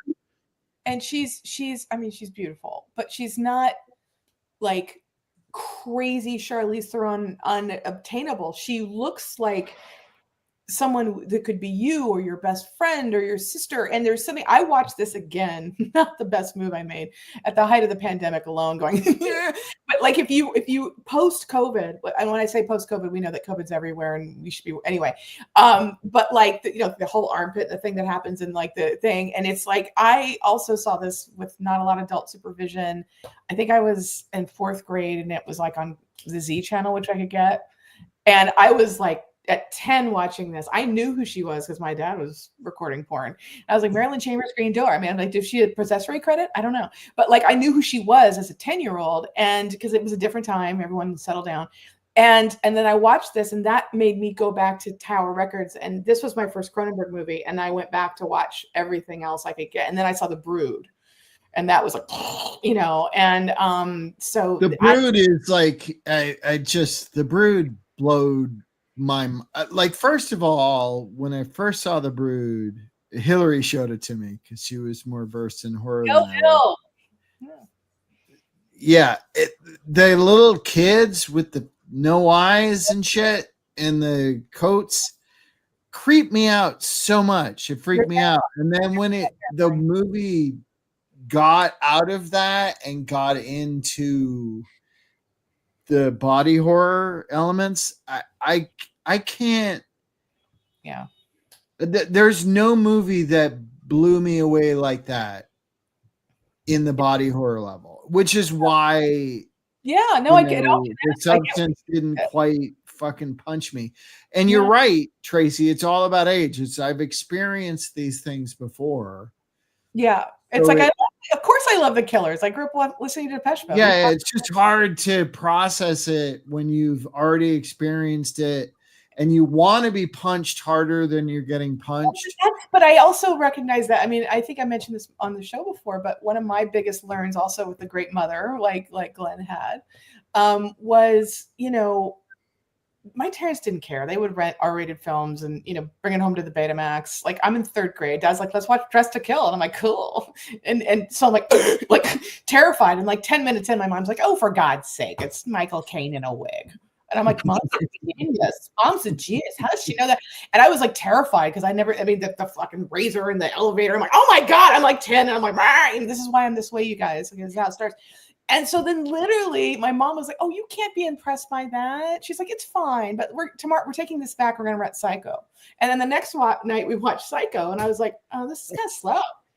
And Mom's like, no. Yeah. And it was never watched De Palma before Hitchcock. So I was like, what are you talking about, Mom? So I totally try to keep that in mind about like, if I saw them in the other order, I'd like Psycho more than I do today. Anyway, what's the next one we're doing, Todd? Let's do because it's our 200th, Tracy. I'm gonna do all our end segments. When bad films happen to good actors or directors, it's not just actors. It shouldn't be just actors. We celebrate. What do you got, Tracy? What's your? I have a tragic film because I love film noir. I am committed to producing a film noir. There's nothing that makes producers / financiers run out of room faster than when you say the word film noir. And then if you do a really bad one with a studio budget with an all-star cast and it flops, then they say that's why. And I'm like, that's not fair. That was a bad film. Anyway, what I'm talking about, when bad films happen to really good people, try paying for this cast today. They won't. This would be, of course, Gangster Squad. Josh Brolin, Ryan Gosling, Nick Nolte, and Sean Penn as I forgot about this. I forgot. You know why you forgot about it? Okay. Because it's forgetful. Because if I had all those parts, it's like, give me that and I'll build a Jenga. Like, come on. It's PG-13 too as well, I'm right? so jealous they put those people together for a piece of LA history that I absolutely love. When I was a film critic, people would always talk about the fact of, like, is it hard to always watch movies? Like, you're watching 3 to 5 movies every single week. You're writing a review every day. Generally, like, oh, when you go home, I'll do it right away just because I want to stay in that headspace. But I always tell people it can be very difficult because movies basically break down into 3 categories. You have your great films, you have your terrible films, and you have the 85% that are just films. And it's really hard to say something inspiring or interesting about, it's just a film. It's very easy to talk about a film that you love because it just gushes. And it is very, very easy to talk about a film that is absolutely terrible. Right. But the thing that frustrates me as a viewer and as a critic in the past was films that have so much potential, films that have all the DNA, that you look at all the pieces and you're like, oh my God, this is going to be extraordinary. And they squander it, or it never comes. And I'm like, that is worse. I would rather watch a film that I think is abominable and I'm crawling out of my skin. I hate it so much, than a film that has so much potential and just doesn't live up to us. I actually get actively angry now because I know how hard it is to make a movie. Yeah. Oh my God. Yeah. Did you ever see, did you see it? I don't but exactly like what Todd just said. I was like, did I see it? Yeah, I guess I did. It's like I think that's kind of Brandon, you've really hit on what this show is, what this talk show is. Yeah. It's about the fact that there's so much mediocrity that we should celebrate fucking horrid shit because it tried so hard to be something that it couldn't be. At least it tried to be something. Whereas Gangster Squad is definitely like, it's not AI technically, but it's early AI. It's just all this garbage algorithms through the heads of CEOs and lower level executives, and they're like, oh yeah, this is a no-brainer. It's gonna be The Godfather again. And it's not, and it won't be, and it can't be, and we probably shouldn't be trying to make The Godfather again. But also, again, when you're Warner Brothers and you assemble a who's who, even then when this was made, Warner Brothers was like, they made their bones past pre-code with gangster films. Like that's what really put the Warner Brothers on the map. So when you go from like Little Caesar, and into this and like, and you're like, God, you guys wouldn't even be Warner Brothers without the mobster films of yesteryear. I mean, Edward G. Robinson, just keep thanking him. Thank God his last role was in Soylent Green also for you. Like, and then to do this years later, I'm just like, oh my God. I mean, anyway, what do you got, Tom? What do you got? Glenn, do you have anything to say about the Gangster Squad? I mean, I think like Tracy, if you want to make a film noir, learn this lesson. Don't have a person who doesn't understand film noir make film noir. And so this reminded me, I looked at Gangster Squad as this is Robert Zemeckis making a film noir. It's got high key lighting. Oh my God. Goes against everything that you expect out of something that's supposed to be wallowing in the darkness and in the shadows. It's literally in the name film noir, but it's a pop culture version of it that they just threw everything against the wall. Let's throw Emma Stone in there. Let's throw all these people in there.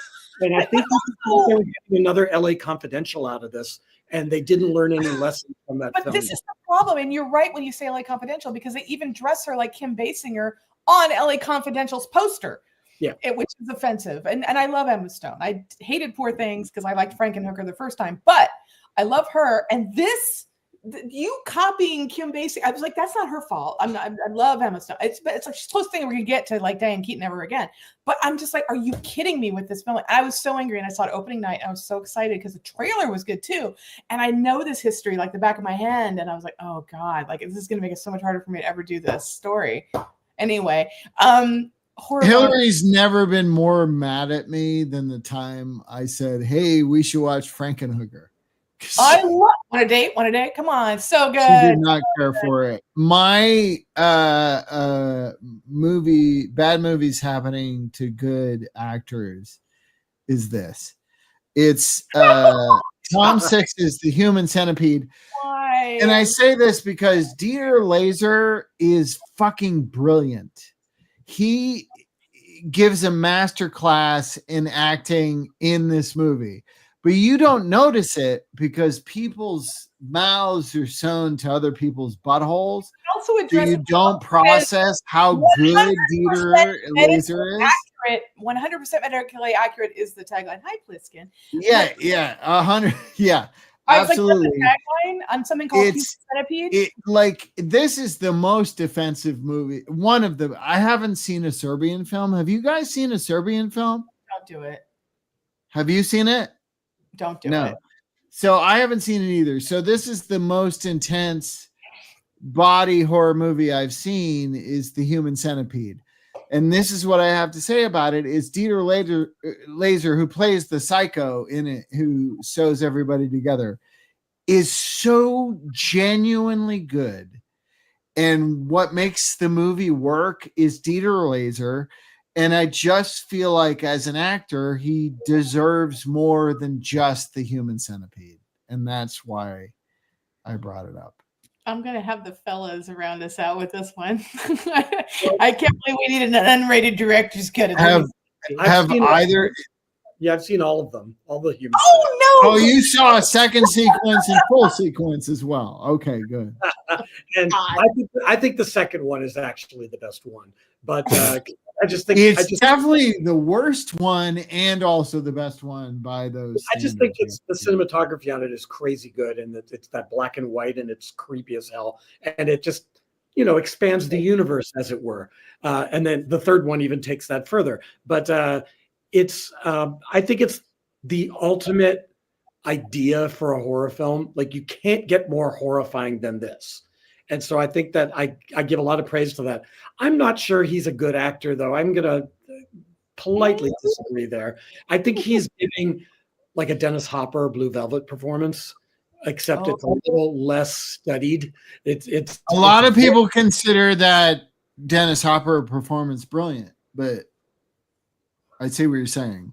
No, Yeah, I feel like he's appropriate for the exploitation of this film.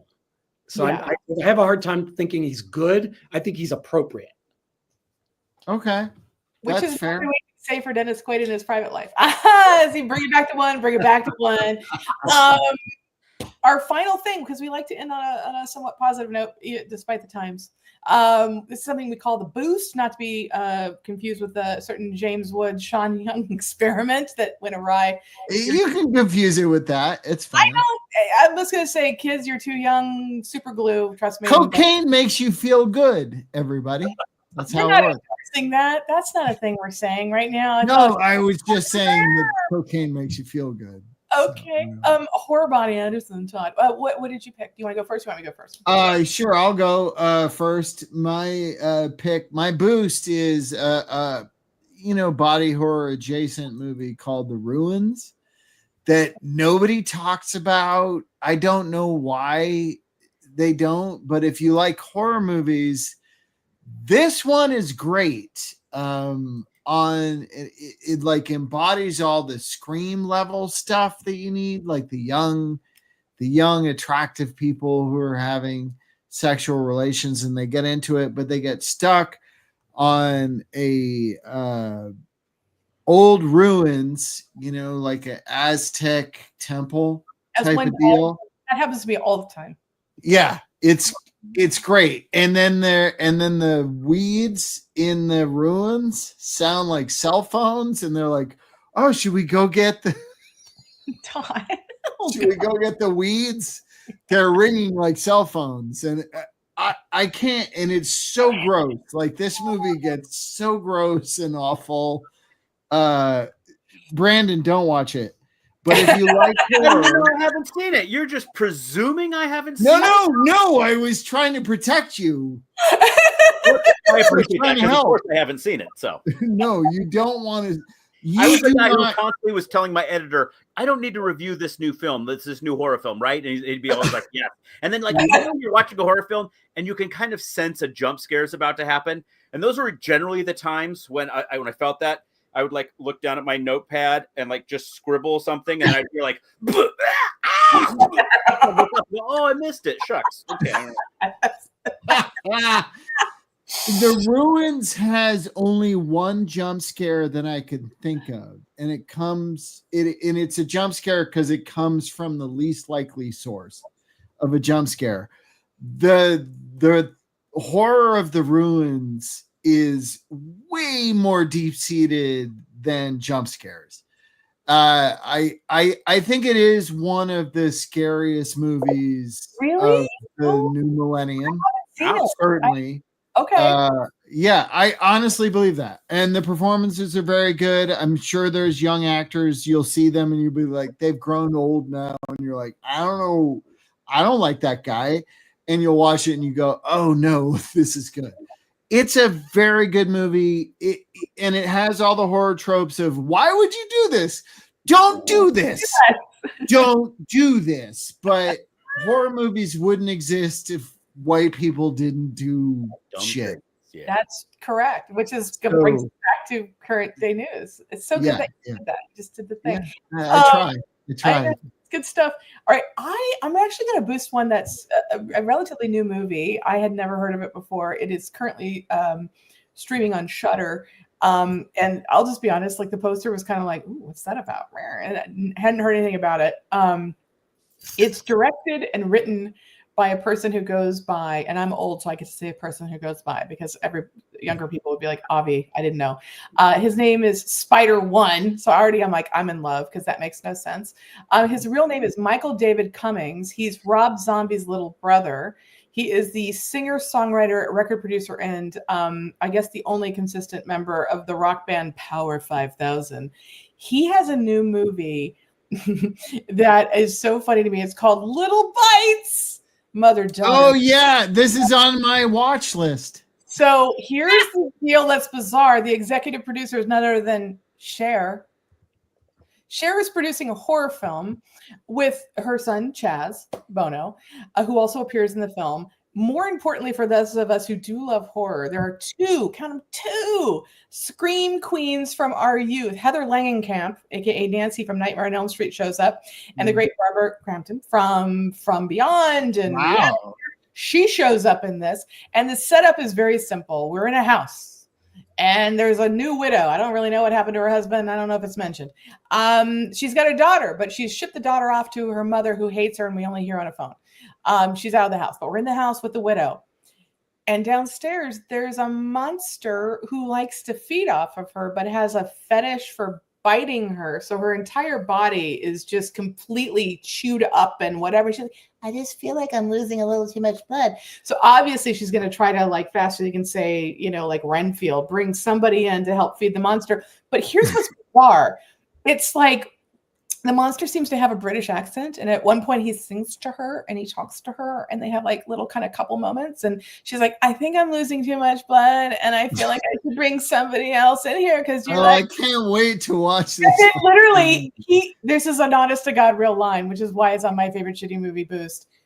Do you really want to bring someone else into our relationship? I'm like, okay, what the fuck? And Cher is executive from the Oscar-winning actress of Moonstruck. Little Bites. Cher does not have any questions. She only has answers. I have questions and I've seen the film, but I want to boost it because it's well lit, it's well directed. They clearly did it for not a lot of money. Anytime you get Heather and Barbara to show up as a horror aficionado, you should see it. I don't know about Rob Zombie's little brother. I don't know Spider One from a hole in the ground, but I was strangely sucked into this really sadistically odd thing because it kept me from watching the news. So it was a bright spot on my day. It sounds great. I'm on board. And that poster is not bad. That's a very Audrey Rose. We don't know what we're doing because we did it on Photoshop and we had no money. Am I right? Like that's pretty much like what's going on Written there. and directed by Spider One. Y'all, but it sounds better than Rob Zombie. But Brandon and Glenn, before we wrap up, this, by the way, you guys. Thank you for being here. It's our 200th episode. Thank you for inviting me on a show in which I never watch any of the movies, so I look like a complete nincompoop. But thank you very much. You did not look what? A nincompoop? You made us better, both of you. Are you my dad? Nincompoop. Glenn and Brandon, please tell us, like, the people need to know where they can find you out there. Where can we look for you? Films can be rented. Glenn? Yeah, I mean, you can check out my new YouTube channel, launching soon. So don't look for it right now, but it's going to be called Glenn Hates Everything. Oh, Even if I like a film at the end, I'm going to say, okay, here's what I hated about it.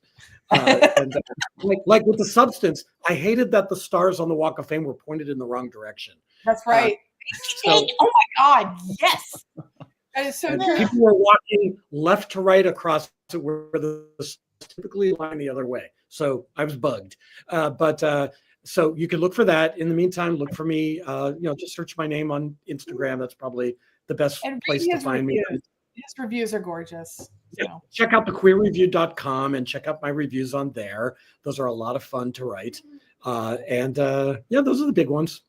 This has been like so much fun. And Brandon is so much more of the glue that held this together than he even thinks. So Thank you, feel Brandon. better about yourself. Dodge the bullet. See more horror films. You're really good at talking about them. yeah, you should watch more horror. I think you should get into it. I have encountered some that I have deep respect for. So I do need to maybe give them a little bit more of a chance. Yeah, maybe. Don't be so afraid, Brandon. We're here to help. Where should people find you, Brandon? I am a being in a state of transition right now. As so many people in our industry, work has been abysmal. And unemployment has been a new norm. And that is, I think, about to end. But I am transitioning out of entertainment and back into what I did before, which is communications and sort of things. It's a job I'm excited about, but haven't signed anything yet. So I don't want to say anything quite yet. But I haven't done anything in it in forever. If you go to TikTok, I have a channel called Stay Curious, my friends, where I post daily science and history content.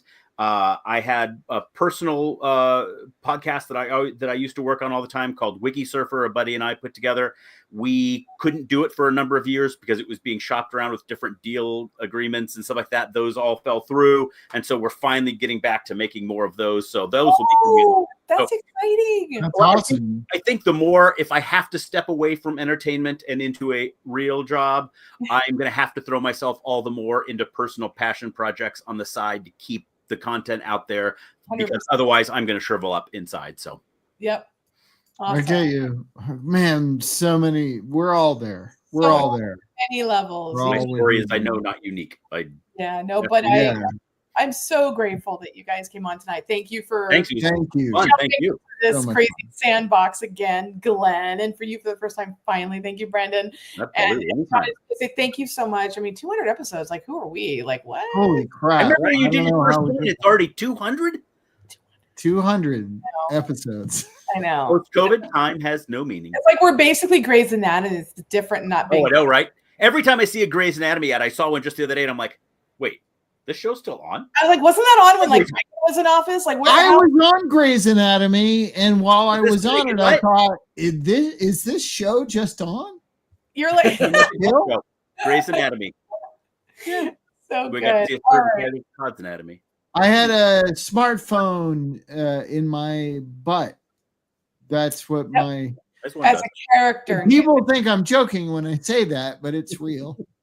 So, there's a lot of correct butt me action if I'm wrong, happening. but yeah, you do a lot of butt work in Good, it's- film. Yeah, apparently. I do a lot of butt work. I have been featured on what's the like Mr. Skin but gay Mr. Skin? That like on the internet there was a website, probably still is, called Mr. Skin, and it was just famous people who'd done nudity. So there's a gay version, I can't remember what it's called, but I was on the gay version because I masturbated into a campfire on a TV show. Bells, for whom do they toll? Amazing. I thought that was the closing music. That was I so don't know what that was. thank you both. That was on my end. I'm glad that we ended on It was good. It was well done. It was good. Thank you for the hook, as it were. Thank you everybody for staying with us again. Thanks for listening. Thanks for playing. Thank you all for being here. And yeah, if you haven't seen The Substance, check it out and see what you think. And also watch Society. Watch Society, which I'm sorry we didn't talk more about, but it's grindhouse cheesy. See, Brandon's like scared. I know Glenn was like, this is Scared. terrible. It's there are terrible, but there's similarities. There's similarities. There are. I guarantee you, the director we talked about tonight is saw this. Thank you, everybody. Be good, be kind to each other, be safe, and resist where you can. Thanks for joining us. Peace out. Bye. Peace out.